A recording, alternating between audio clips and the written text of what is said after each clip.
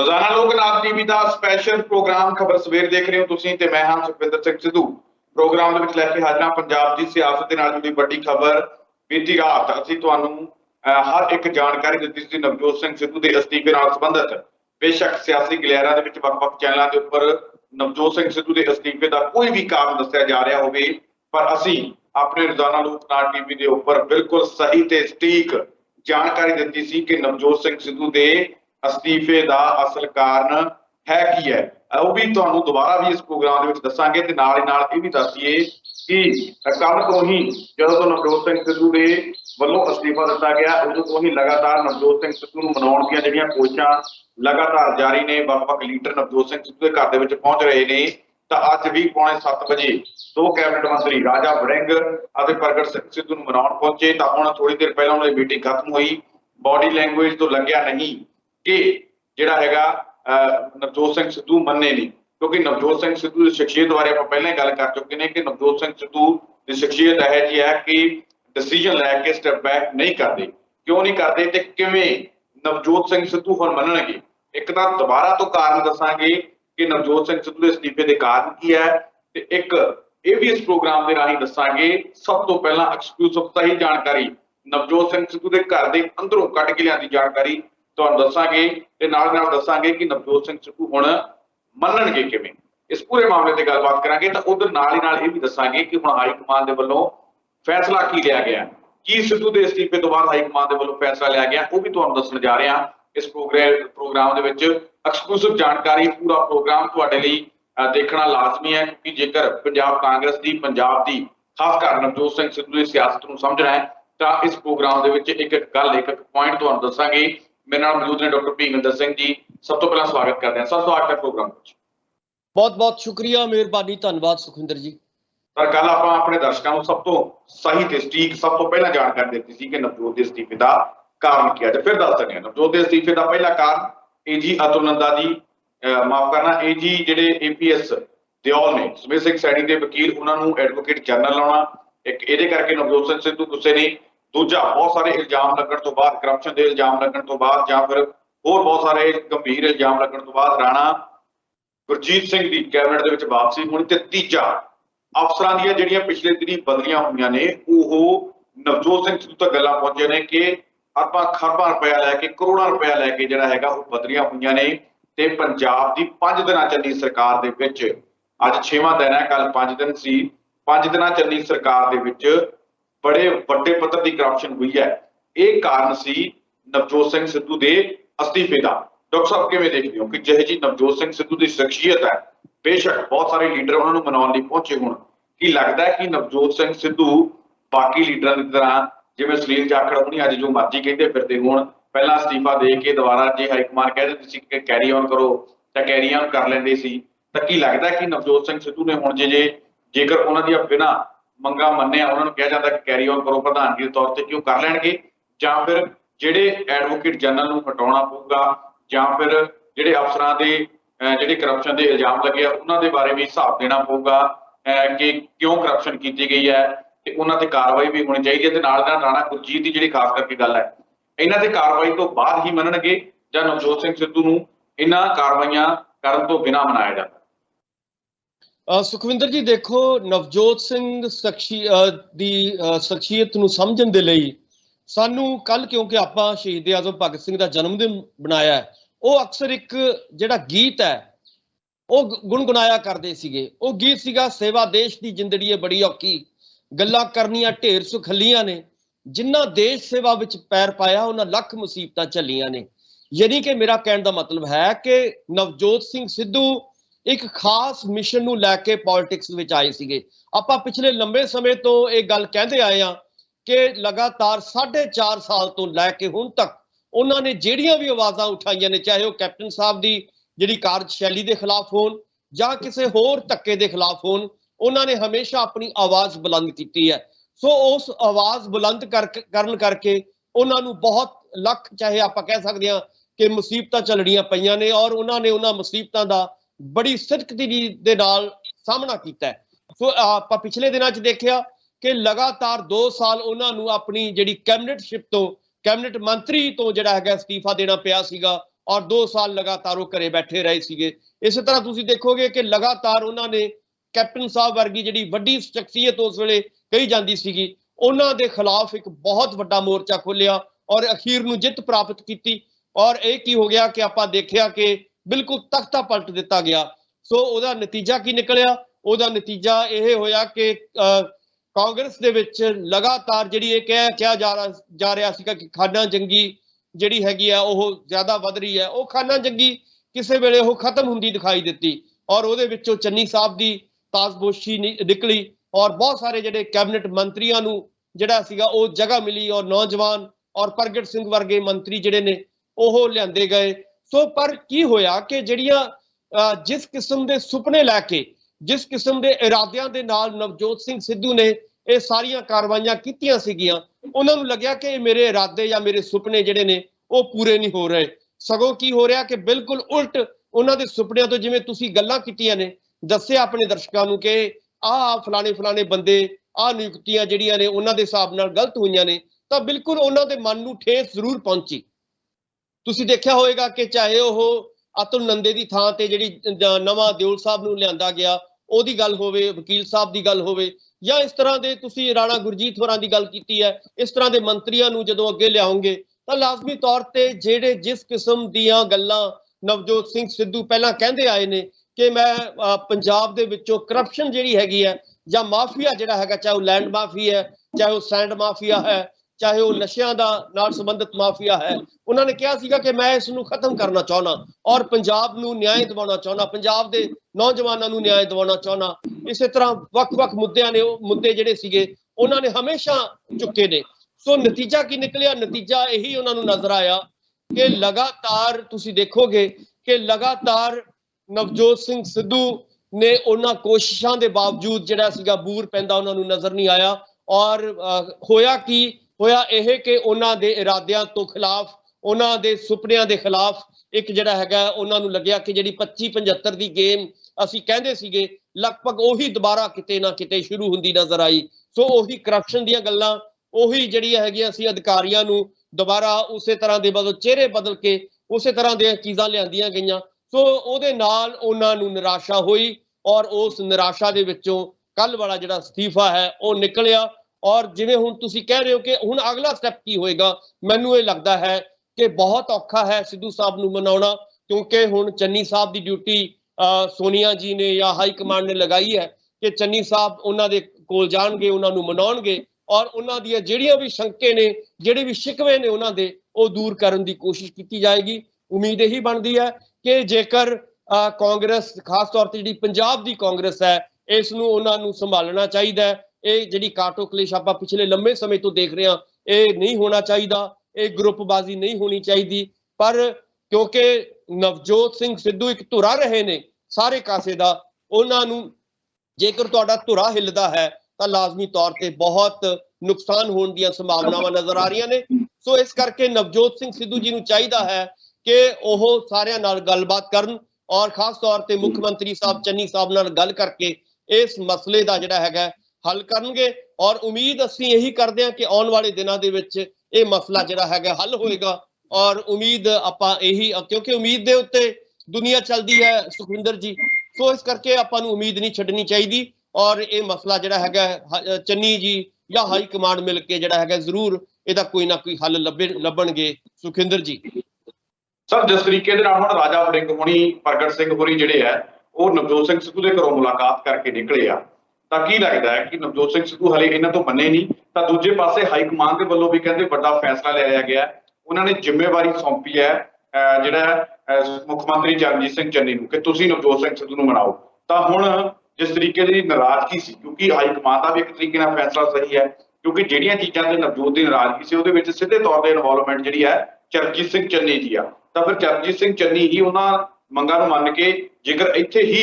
ਜਿਹੜਾ ਹੈਗਾ ਇਹ ਚੀਜ਼ਾਂ ਨੂੰ ਰੋਕ ਲੈਂਦੇ ਆ ਤਾਂ ਫਿਰ ਚੰਗੀ ਗੱਲ ਹੈ। ਤਾਂ ਹੁਣ ਕਹਿੰਦੇ ਚਰਨਜੀਤ ਸਿੰਘ ਚੰਨੀ ਦੀ ਡਿਊਟੀ ਲਗਾ ਦਿੱਤੀ ਗਈ ਹੈ ਕਿ ਤੁਸੀਂ ਨਵਜੋਤ ਨੂੰ ਹਰ ਤਰੀਕੇ ਦੇ ਨਾਲ ਮਨਾਓ। ਜੀ ਸੁਖਵਿੰਦਰ ਜੀ, ਕਿਉਂਕਿ ਅਖੀਰ ਨੂੰ ਮੁੱਖ ਮੰਤਰੀ ਸਾਹਿਬ ਦੇ ਉੱਤੇ ਹੀ ਤੋੜਾ ਚੜਦਾ ਸੀਗਾ, ਕਿਉਂਕਿ ਮੁੱਖ ਮੰਤਰੀ ਸਾਹਿਬ, ਆਪਾਂ ਨੂੰ ਵੀ ਪਤਾ ਹੈ ਕਿ ਚੰਨੀ ਸਾਹਿਬ ਨੂੰ ਬਣਾਉਣ ਦੇ ਵਿੱਚ ਮੁੱਖ ਮੰਤਰੀ ਉਹਨਾਂ ਦਾ ਬਹੁਤ ਵੱਡਾ ਰੋਲ ਹੈ, ਨਵਜੋਤ ਸਿੰਘ ਸਿੱਧੂ ਦਾ। ਆਪਾਂ ਸਾਰੇ ਜਾਣਦੇ ਹਾਂ ਕਿ ਲਗਾਤਾਰ ਉਹ ਜਿਹੜੀਆਂ ਘਟਨਾਵਾਂ ਵਾਪਰਦੀਆਂ ਰਹੀਆਂ ਨੇ ਔਰ ਉਹ ਘਟਨਾਵਾਂ ਕਿਵੇਂ ਸ਼ੇਪ ਲੈਂਦੀਆਂ ਨੇ ਉਹ ਸਾਰਾ ਆਪਾਂ ਨੇ ਪਿਛਲੇ ਦਿਨਾਂ ਦੇ ਵਿੱਚ ਵੇਖਿਆ ਹੈ। ਸੋ ਉਮੀਦ ਇਹ ਕੀਤੀ ਜਾਣੀ ਚਾਹੀਦੀ ਹੈ ਕਿ ਚੰਨੀ ਸਾਹਿਬ ਇਹ ਸਾਰੇ ਮਸਲੇ ਨੂੰ ਹੱਲ ਕਰਨਗੇ, ਕਿਉਂਕਿ ਉਹਨਾਂ ਦਾ ਵੱਡਾ ਰੋਲ ਹੈ। ਇੱਕ ਮੁੱਖ ਮੰਤਰੀ ਦੇ ਤੌਰ ਤੇ ਉਹਨਾਂ ਨੇ ਜਿਹੜੀਆਂ ਵੀ ਨਿਯੁਕਤੀਆਂ ਕੀਤੀਆਂ ਨੇ ਜਾਂ ਜਿਹੜੇ ਵੀ ਪੋਰਟਫੋਲੀਓ ਦਿੱਤੇ ਨੇ ਆਪਣੇ, ਜਾਂ ਜਿਹੜੇ ਵੀ ਕੈਬਨਿਟ ਮੰਤਰੀ ਦੇ ਮੰਤਰੀਸ਼ਿਪ ਦੇ ਵਿੱਚ ਜਿਹੜੇ ਵੀ ਲੋਕਾਂ ਦਾ ਨਾਮ ਆਇਆ ਹੈ, ਸੋ ਉਹਨਾਂ ਦੇ ਨਾਵਾਂ ਦੇ ਉੱਤੇ ਜਾਂ ਜਿਹੜੇ ਵੱਡੇ ਅਧਿਕਾਰੀਆਂ ਨੂੰ ਨਿਯੁਕਤ ਕਰਨ ਦੇ ਉੱਤੇ ਜਾਂ ਹੋਰ ਜਿਹੜੇ ਵੱਡੇ ਫੈਸਲੇ ਪਿਛਲੇ ਦਿਨਾਂ 'ਚ ਲਏ ਗਏ ਨੇ ਉਹਨਾਂ ਦੇ ਵਿੱਚ ਚੰਨੀ ਸਾਹਿਬ ਦਾ ਬਹੁਤ ਵੱਡਾ ਰੋਲ ਰਿਹਾ ਹੈ। ਸੋ ਉਮੀਦ ਇਹੀ ਕੀਤੀ ਜਾਣੀ ਚਾਹੀਦੀ ਹੈ ਕਿ ਕਿਉਂਕਿ ਨਵਜੋਤ ਸਿੰਘ ਸਿੱਧੂ ਨੂੰ ਉਹਨਾਂ ਨੂੰ ਪਾਸੇ ਕਰਨਾ ਜਾਂ ਉਹਨਾਂ ਨੂੰ ਇਸ ਵੇਲੇ ਘੱਟੋ ਘੱਟ ਇਸ ਵੇਲੇ ਕਾਂਗਰਸ ਚੋਂ ਅਸਤੀਫਾ ਦੇਣਾ, ਇਹ ਮੈਨੂੰ ਲੱਗਦਾ ਹੈ ਕਿ ਵੱਡਾ ਨੁਕਸਾਨਦਾਇਕ ਹੋ ਸਕਦਾ ਹੈ। ਸੋ ਇਸ ਵੱਡੇ ਨੁਕਸਾਨ ਨੂੰ ਬਚਾਉਣ ਦੇ ਲਈ ਚੰਨੀ ਸਾਹਿਬ ਨੂੰ ਜ਼ਰੂਰ ਜੋ ਵੀ ਨਵਜੋਤ ਸਿੰਘ ਸਿੱਧੂ ਕਹਿਣਾ ਚਾਹੁੰਦੇ ਨੇ, ਚਾਹੇ ਉਹ ਵਕੀਲਾਂ ਦੇ ਹਿਸਾਬ ਨਾਲ ਆਪਣੀ ਗੱਲ ਕਰ ਰਹੇ ਨੇ ਜਾਂ ਜਿਹੜੇ ਹੋਰ ਚਿਹਰੇ ਲੈ ਕੇ ਆਏ ਨੇ, ਕੈਬਨਿਟ ਮੰਤਰੀ ਲੈ ਕੇ ਆਏ ਨੇ, ਉਹਨਾਂ ਦੀ ਗੱਲ ਕਰ ਰਹੇ ਨੇ, ਉਹਨਾਂ ਦੇ ਉੱਤੇ ਮੁੜ ਵਿਚਾਰ ਜਿਹੜੀ ਹੈਗੀ ਆ ਚੰਨੀ ਸਾਹਿਬ ਨੂੰ ਜ਼ਰੂਰ ਕਰਨੀ ਚਾਹੀਦੀ ਹੈ। ਸੋ ਅੱਜ ਹੋ ਸਕਦਾ ਹੈ ਕਿ ਅੱਜ ਮੁਲਾਕਾਤ ਚੰਨੀ ਸਾਹਿਬ ਦੀ ਔਰ ਨਵਜੋਤ ਸਿੰਘ ਸਿੱਧੂ ਦੀ ਹੋ ਜਾਏ ਔਰ ਉਸ ਮੁਲਾਕਾਤ ਦੇ ਵਿੱਚੋਂ ਹੀ ਜਿਹੜਾ ਹੈਗਾ ਮਸਲਾ ਹੱਲ ਹੋ ਸਕਦਾ ਹੈ। ਚਰਨਜੀਤ ਸਿੰਘ ਚੰਨੀ ਦਾ ਜਵਾਬ ਕੀ ਹੋ, ਕਿਉਂਕਿ ਜਿਸ ਤਰੀਕੇ ਦੇ ਨਾਲ ਲਗਾਤਾਰ ਨਵਜੋਤ ਸਿੰਘ ਸਿੱਧੂ ਸਵਾਲ ਚੁੱਕ ਰਹੇ ਨੇ ਕਿ ਉਹੀ ਵਕੀਲ ਸੁਮਿਤ ਸਿੰਘ ਸੈਣੀ ਦਾ, ਉਹੀ ਵਕੀਲ ਪੰਜਾਬ ਸਰਕਾਰ ਦਾ, ਤਾਂ ਫਿਰ ਇੱਕੋ ਵਕੀਲ ਦੋਨਾਂ ਧਿਰਾਂ ਦੇ ਵੱਲੋਂ ਕਿਸ ਤਰੀਕੇ ਦੇ ਨਾਲ ਜਿਹੜਾ ਹੈਗਾ ਕੇਸ ਰੱਖ ਸਕਦਾ ਹੈ? ਕਿਉਂਕਿ ਸੁਮਿਤ ਸਿੰਘ ਸੈਣੀ ਦੇ ਕੇਸ ਲੜਦੇ ਆ ਰਹੇ ਆ APS ਦਿਓਲ ਜਿਹੜੇ ਆ, ਹੁਣ ਪੰਜਾਬ ਸਰਕਾਰ ਦਾ ਐਡਵੋਕੇਟ ਜਨਰਲ ਲਗਾ ਦਿੱਤਾ ਗਿਆ। ਤਾਂ ਕਿਵੇਂ ਦੇਖਦੇ ਹੋ ਕਿ ਪੰਜਾਬ ਸਰਕਾਰ ਦੇ ਮੂਹਰੇ ਜੇਕਰ ਇਸ ਵਕਤ ਸਭ ਤੋਂ ਵੱਡੀ ਚੁਣੌਤੀ ਹੈ ਤਾਂ ਉਹ ਬੇਅਦਬੀ ਅਤੇ ਬਰਗਾੜੀ ਜਾਂ ਜਿਹੜੇ ਹੋਰ ਗੋਲੀकांड ਜਿਹੜੇ ਹੋਏ ਆ, ਉੱਥੇ ਜਿਹੜੇ ਗੋਲੀकांड ਦੇ ਵਿੱਚ ਮਾਰੇ ਗਏ ਨੌਜਵਾਨ ਨੇ, ਉਹਨਾਂ ਦੇ ਮਾਮਲੇ ਦੇ ਵਿੱਚ ਜਿਹੜਾ ਹੈਗਾ ਸਜ਼ਾ ਦਿਵਾਉਣ ਦੇ ਲਈ ਲਗਾਤਾਰ ਜਿਹੜੀ ਕਵਾਇਦ ਜਾਰੀ ਹੈ, ਪਰ ਹਾਲੇ ਤੱਕ ਪੰਜਾਬ ਸਰਕਾਰ ਜਿਹੜੀ ਹੈ ਉਹ ਸਫਲ ਨਹੀਂ ਹੋ ਪਾ ਰਹੀ, ਕਿਉਂਕਿ AG ਅਤੁਲ ਨੰਦਾ ਹਰ ਕੇਸ ਹਾਰ ਕੇ ਆ ਜਾਂਦੇ ਸੀ। ਤਾਂ ਹੁਣ ਜਦੋਂ AG ਬਦਲਿਆ ਜਾਂਦਾ ਤਾਂ AG ਅਜਿਹਾ ਲਗਾਉਣਾ ਚਾਹੀਦਾ ਸੀ ਜਿਹੜਾ ਮਜ਼ਬੂਤੀ ਦੇ ਨਾਲ ਇਸ ਕੇਸ ਨੂੰ ਲੜ ਪਾਵੇ ਤੇ ਦੋਸ਼ੀਆਂ ਨੂੰ ਸਜ਼ਾ ਦਿਵਾ ਪਾਵੇ। ਤਾਂ ਫਿਰ ਇੱਥੇ ਤਾਂ ਗਲਤੀ ਇਹੀ ਹੋਗੀ ਕਿ ਦੋਸ਼ੀ ਜਿਨ੍ਹਾਂ ਨੂੰ ਮੰਨਿਆ ਜਾ ਰਿਹਾ, ਜਿਹੜੇ ਉਹਨਾਂ ਲੋਕਾਂ ਦਾ ਬਚਾਅ ਕਰ ਰਹੇ ਆ ਦੋਸ਼ੀਆਂ ਦਾ, ਜਿਹੜਾ ਵਕੀਲ, ਉਹੀ ਵਕੀਲ ਨੂੰ ਜੇਕਰ ਐਡਵੋਕੇਟ ਜਨਰਲ ਤੁਸੀਂ ਲਾ ਦਿੰਦੇ ਹੋ ਤਾਂ ਫਿਰ ਦੋਸ਼ੀਆਂ ਨੂੰ ਸਜ਼ਾ ਕਿਵੇਂ ਮਿਲੇਗੀ? ਫਿਰ ਇਨਸਾਫ ਮਿਲੇਗਾ ਕਿਵੇਂ? ਨਵਜੋਤ ਸਿੰਘ ਸਿੱਧੂ ਸਭ ਤੋਂ ਵੱਡਾ ਸਵਾਲ ਤਾਂ ਇਹੀ ਹੈ। ਜੀ ਸੁਖਿੰਦਰ ਜੀ, ਦੇਖੋ ਨਵਜੋਤ ਸਿੰਘ ਸਿੱਧੂ ਬੁਨਿਆਦੀ ਤੌਰ ਤੇ ਦੋ ਵੱਡੇ ਉਹਨਾਂ ਨੇ ਮੁੱਦੇ ਚੱਕੇ ਸੀਗੇ ਕੈਪਟਨ ਸਾਹਿਬ ਦੇ ਖਿਲਾਫ। ਉਹ ਕਿਹੜੇ ਮੁੱਦੇ ਸੀਗੇ? ਇੱਕ ਉਹਨਾਂ ਚੋਂ ਸੀਗਾ ਵੱਡਾ ਮੁੱਦਾ ਬਰਗਾੜੀ ਕਾਂਡ ਵਾਲਾ, ਤਾਂ ਕਿ ਉਹ ਕਹਿੰਦੇ ਸੀਗੇ ਕਿ ਮੈਂ ਹਰ ਹਾਲਤ ਦੇ ਵਿੱਚ ਦੁੱਧ ਦਾ ਦੁੱਧ ਪਾਣੀ ਦਾ ਪਾਣੀ ਕਰਨਾ ਦੇਖਣਾ ਚਾਹੁੰਦਾ। ਸੋ ਉਸ ਮੁੱਦੇ ਨੂੰ ਲੈ ਕੇ ਉਹ ਬਰਗਾੜੀ ਵੀ ਜਾਂਦੇ ਨੇ, ਗੁਰਦੁਆਰਾ ਸਾਹਿਬ ਵੀ ਜਾਂਦੇ ਨੇ, ਹੋਰ ਵੀ ਬਹੁਤ ਸਾਰੇ ਜਿਹੜੇ ਲੋਕਾਂ ਨੂੰ ਮਿਲਦੇ ਨੇ। ਸੋ ਉੱਥੋਂ ਜਿਹੜਾ ਹੈਗਾ ਸਾਨੂੰ ਇਹ ਲੱਗਦਾ ਹੈ ਕਿ ਨਵਜੋਤ ਸਿੰਘ ਸਿੱਧੂ ਨੂੰ ਜਿਹੜਾ ਇੱਕ ਵੱਡੀ ਗੱਲ ਲੱਗਦੀ ਆ, ਜਿਹੜੀ ਠੇਸ ਪਹੁੰਚੀ ਹੈ, ਉਹ ਇਹੀ ਗੱਲ ਤੇ ਪਹੁੰਚੀ ਹੈ ਜਿਹੜੀ ਤੁਸੀਂ ਗੱਲ ਕਹਿ ਰਹੇ ਹੋ ਕਿ ਜਦੋਂ ਉਹ ਦਿਓਲ ਸਾਹਿਬ ਨੂੰ ਦੇਖਦੇ ਨੇ, ਉਹਨਾਂ ਦੀ ਤਸਵੀਰ ਉਹਨਾਂ ਕੇ ਉਹੋ ਹੀ ਅੱਗੇ ਆ ਰਹੇ ਨੇ, ਉਹਨਾਂ ਨੂੰ AG ਲਾਇਆ ਜਾ ਰਿਹਾ ਹੈ, ਤਾਂ ਲਾਜ਼ਮੀ ਤੌਰ ਤੇ ਨਵਜੋਤ ਸਿੰਘ ਸਿੱਧੂ ਨੂੰ ਨਿਰਾਸ਼ਾ ਜ਼ਰੂਰ ਹੁੰਦੀ ਹੈ। ਸੋ ਉਸ ਤੋਂ ਬਿਨਾਂ ਦੂਜੀ ਜਿਹੜੀ ਵੱਡਾ ਪੁਆਇੰਟ ਉਹਨਾਂ ਨੇ ਦੂਸਰਾ ਪੁਆਇੰਟ ਚੁੱਕਿਆ ਸੀਗਾ, ਉਹ ਸੀਗਾ ਕਿ 25-75 ਦੀ ਗੇਮ। ਉਹ ਕਹਿੰਦੇ ਸੀਗੇ ਕਿ ਜਿਹੜੀਆਂ ਚਾਹੇ ਜਿਹੜੇ ਵੀ ਮਾਫੀਆ ਨੇ ਉਹਦੇ ਵਿੱਚ 25-75 ਦੀ ਗੇਮ ਚੱਲ ਰਹੀ ਹੈ। ਔਰ ਤੁਸੀਂ ਹੁਣ ਦੇਖਿਆ ਹੋਵੇਗਾ ਕਿ ਜਦੋਂ ਰਾਣਾ ਗੁਰਜੀਤ ਹੋਰਾਂ ਦਾ ਨਾਮ ਆਉਂਦਾ ਹੈ ਤਾਂ ਲਾਜ਼ਮੀ ਤੌਰ ਤੇ ਉਹਨਾਂ ਨੂੰ ਲੱਗਦਾ ਹੈ ਕਿ ਉਸੇ ਤਰ੍ਹਾਂ ਦਾ ਜਿਹੜਾ ਮਾਫੀਆ ਹੈ, ਖਾਸ ਤੌਰ ਤੇ ਸੈਂਡ ਮਾਫੀਆ, ਉਹੀ ਜਿਹੜੇ ਨੇ ਉਹੀ ਲੋਕ ਦੁਬਾਰਾ ਫੇਰ ਅੱਗੇ ਆ ਰਹੇ ਨੇ, ਤਾਂ ਲਾਜ਼ਮੀ ਤੌਰ ਤੇ ਉਹਨਾਂ ਦੇ ਮਨ ਨੂੰ ਠੇਸ ਜ਼ਰੂਰ ਪਹੁੰਚੀ ਹੈ। ਸੋ ਬੁਨਿਆਦੀ ਤੌਰ ਤੇ ਜੇਕਰ ਇਹ ਦੋਨੋਂ ਮਸਲੇ ਚੰਨੀ ਸਾਹਿਬ ਉਹਨਾਂ ਦੇ ਹੱਲ ਕਰਦੇ ਆ, ਔਰ ਚੰਨੀ ਸਾਹਿਬ ਦੇ ਲਈ ਕੋਈ ਬਹੁਤੀ ਵੱਡੇ ਮਸਲੇ ਨਹੀਂ ਹੈਗੇ। ਇਹ ਰਾਜਾ ਵੜਿੰਗ ਨੇ ਵੀ ਗੱਲ ਸ਼ੇਅਰ ਕੀਤੀ ਸੀਗੀ ਔਰ ਕੱਲ ਇਸ਼ਾਰਾ ਕੀਤਾ ਸੀਗਾ ਕਿ ਕੋਈ ਬਹੁਤੀਆਂ ਵੱਡੀਆਂ ਗੱਲਾਂ ਨਹੀਂ ਹੈਗੀਆਂ। ਅਸੀਂ ਆਪਸ ਦੇ ਵਿੱਚ ਬੈਠ ਕੇ ਦੇਖੋ, ਨਵਜੋਤ ਨੇ ਆਪਣੇ ਲਈ ਕੁਝ ਮੰਗਿਆ ਨਹੀਂ, ਨਵਜੋਤ ਨੇ ਕੋਈ ਕਿਸੇ ਚੀਜ਼ ਦੀ ਮੰਗ ਨਹੀਂ ਕੀਤੀ। ਨਵਜੋਤ ਸਿੱਧੇ ਤੌਰ ਤੇ ਸਵਾਲ ਜਿਹੜੇ ਚੁੱਕੇ ਆ, ਜਾਂ ਤਾਂ ਕਹਿ ਦਿਓ ਕਿ ਨਵਜੋਤ ਸਿੰਘ ਸਿੱਧੂ ਦੇ ਵੱਲੋਂ ਚੁੱਕੇ ਜਾ ਰਹੇ ਸਵਾਲ ਜਿਹੜੇ ਉਹ ਗਲਤ ਨਹੀਂ, ਜਾਂ ਤਾਂ ਇਹ ਗੱਲ ਕਹਿ ਦਿੱਤੀ ਜਾਵੇ, ਜਾਂ ਫਿਰ ਨਵਜੋਤ ਸਿੰਘ ਸਿੱਧੂ ਦੇ ਨਾਲ ਸਹਿਮਤ ਹੋ ਲਿਆ ਜਾਵੇ। ਕਿਉਂਕਿ ਨਵਜੋਤ ਸਿੰਘ ਸਿੱਧੂ ਲਗਾਤਾਰ ਜੇ ਇਹ ਗੱਲ ਕਹਿ ਰਹੇ ਆ ਕਿ ਰਾਣਾ ਗੁਰਜੀਤ ਦੀ ਕੈਬਨਿਟ ਦੇ ਵਿੱਚ ਵਾਪਸੀ ਗਲਤ ਆ, ਤਾਂ ਫਿਰ ਨਵਜੋਤ ਇਕੱਲੇ ਨਹੀਂ ਕਹਿ ਰਹੇ, ਨਵਜੋਤ ਦੇ ਨਾਲ ਹੋਰ ਵੀ ਵਿਧਾਇਕ ਕਹਿ ਰਹੇ ਨੇ। ਤਾਂ ਜੇਕਰ ਜਿਹੜਾ ਹੈਗਾ ਐਡਵੋਕੇਟ ਜਨਰਲ ਦੀ ਗੱਲ ਕੀਤੀ ਜਾ ਰਹੀ ਹੈ ਤਾਂ ਨਵਜੋਤ ਸਿੰਘ ਸਿੱਧੂ ਇਕੱਲੇ ਨਹੀਂ ਸਵਾਲ ਚੁੱਕ ਰਹੇ, ਪੂਰੇ ਪੰਜਾਬੀ ਸਵਾਲ ਚੁੱਕ ਰਹੇ ਨੇ, ਉਹ ਦੂਜੀਆਂ ਪਾਰਟੀਆਂ ਵਿਰੋਧੀ ਪਾਰਟੀਆਂ ਵੀ ਸਵਾਲ ਚੁੱਕ ਰਹੀਆਂ ਨੇ। ਤਾਂ ਫਿਰ ਜਾਂ ਤਾਂ ਨਵਜੋਤ ਨੂੰ ਗਲਤ ਠਹਿਰਾ ਦਿੱਤਾ ਜਾਵੇ ਤੇ ਜਾਂ ਫਿਰ ਨਵਜੋਤ ਦੀਆਂ ਗੱਲਾਂ ਦੇ ਨਾਲ ਸਹਿਮਤ ਹੋ ਲਿਆ ਜਾਵੇ। ਸੁਖਵਿੰਦਰ ਜੀ ਦੇਖੋ, ਨਵਜੋਤ ਸਿੰਘ ਸਿੱਧੂ ਜੀ ਨੂੰ ਇਸ ਵੇਲੇ ਗਲਤ ਠਹਿਰਾਉਣਾ ਬਹੁਤ ਔਖਾ ਹੈ, ਕਿਉਂਕਿ ਉਹਨਾਂ ਦੀਆਂ ਜਿਹੜੀਆਂ ਮੰਗਾਂ ਨੇ, ਉਹਨਾਂ ਦੀਆਂ ਡਿਮਾਂਡਸ ਨੇ, ਉਹ ਬਿਲਕੁਲ ਸਹੀ ਮਾਇਨਿਆਂ ਦੇ ਵਿੱਚ ਸਹੀ ਪੰਜਾਬ ਦੇ ਹੱਕ ਦੇ ਵਿੱਚ ਮੰਗਾਂ ਨੇ। ਔਰ ਆਪਾਂ ਨੂੰ ਵੀ ਪਤਾ ਹੈ ਕਿ ਜੇਕਰ ਕੈਪਟਨ ਸਾਹਿਬ ਜਿਹੜੀ ਉਹਨਾਂ ਦੀ ਕਾਰਜਸ਼ੈਲੀ ਰਹੀ ਹੈ, ਆਪਾਂ ਲਗਾਤਾਰ ਉਹਦੇ ਬਾਰੇ ਗੱਲ ਕਰਦੇ ਆ ਰਹੇ ਹਾਂ, ਉਹ ਇਸੇ ਕਰਕੇ ਸੀਗੀ ਕਿ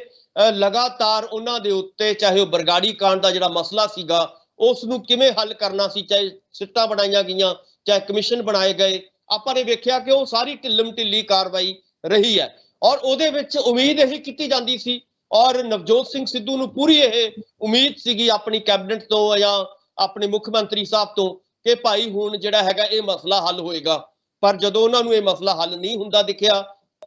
ਤਾਂ ਉਹਨਾਂ ਨੇ ਬਗਾਵਤ ਕੀਤੀ ਹੈ। ਸੋ ਇਸ ਬਗਾਵਤ ਦੇ ਉੱਤੇ ਮੈਨੂੰ ਲੱਗਦਾ ਹੈ ਕਿ ਇਹ ਬਗਾਵਤ ਜਿਹਦੇ ਬਾਰੇ ਲਗਾਤਾਰ ਕਈ ਵਾਰੀ ਜਿਹੜੇ ਵਿਰੋਧੀ ਪਾਰਟੀਆਂ ਨੇ ਜਾਂ ਕੈਪਟਨ ਸਾਹਿਬ ਨੇ ਉਹ ਇਹ ਵੀ ਬਿਆਨ ਦਿੰਦੇ ਨੇ ਕਿ ਇਹਨਾਂ ਦੀ ਤਾਂ ਆਦਤ ਹੈ, ਇਹਨਾਂ ਦੀ ਤਾਂ ਕੋਈ ਇਹਨਾਂ ਨੂੰ ਮਿਸਗਾਈਡਡ ਜਿਹੜਾ ਹੈਗਾ ਕਹਿ ਰਿਹਾ, ਕੋਈ ਫਲਾਣੇ ਕੋਈ ਇੱਧਰ ਉੱਧਰ ਦੇ ਜਿਹੜੇ ਨਾਮ ਦਿੱਤੇ ਜਾ ਰਹੇ ਨੇ। ਪਰ ਮੈਂ ਇਹ ਕਹਿਣਾ ਚਾਹੁੰਦਾ ਕਿ ਨਵਜੋਤ ਸਿੰਘ ਸਿੱਧੂ ਦੇ ਜਿਹੜੇ ਮੁੱਦੇ ਉਠਾਏ ਨੇ, ਜਿਹੜੇ ਸ਼ੰਕੇ ਜ਼ਾਹਰ ਕੀਤੇ ਨੇ ਔਰ ਜਿਹੜੇ ਅਸੂਲਾਂ ਦੀ ਉਹਨਾਂ ਨੇ ਗੱਲ ਕੀਤੀ ਹੈ, ਇਹ ਮੈਨੂੰ ਲੱਗਦਾ ਕਿ ਅੱਜ ਦੀ ਰਾਜਨੀਤੀ ਦੀ ਲੋੜ ਹੈ। ਅੱਜ ਦੀ ਰਾਜਨੀਤੀ ਅਸੂਲਾਂ ਤੋਂ ਬਿਲਕੁਲ ਵੱਖਰੀ ਚੱਲ ਰਹੀ ਹੈ ਔਰ ਆਪਣੀਆਂ ਜਿਹੜੀਆਂ ਆਪਾਂ ਨੂੰ ਵੀ ਪਤਾ ਹੈ ਕਿ ਰਾਜਨੀਤੀ ਇੱਕ ਬਿਜ਼ਨਸ ਬਣ ਚੁੱਕੀ ਹੈ। ਔਰ ਜਿਵੇਂ ਤੁਸੀਂ ਇਸ਼ਾਰਾ ਕੀਤਾ ਸੀਗਾ ਕਿ ਲੱਗਦਾ ਨਹੀਂ ਕਿ ਨਵਜੋਤ ਸਿੰਘ ਸਿੱਧੂ ਦਾ ਸਾਥ ਦੇਣਾ ਚਾਹੀਦਾ। ਬਹੁਤ ਸਾਰੇ ਲੀਡਰ ਉਹਨਾਂ ਨੂੰ ਤੰਜ ਕੱਸ ਰਹੇ ਆ ਜਾਣ ਬੁੱਝ ਕੇ,